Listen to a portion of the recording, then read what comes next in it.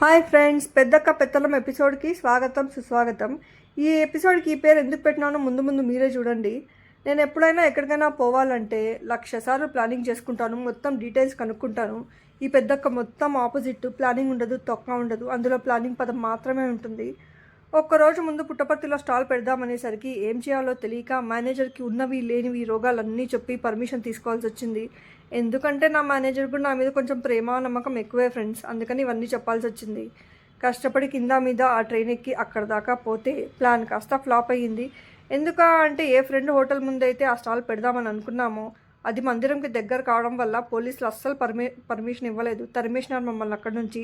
ఇలాంటి డీటెయిల్స్ అన్నీ ముందే కనుక్కోవాలబ్బా, లేదంటే బొక్క బోర్లా పడతాము.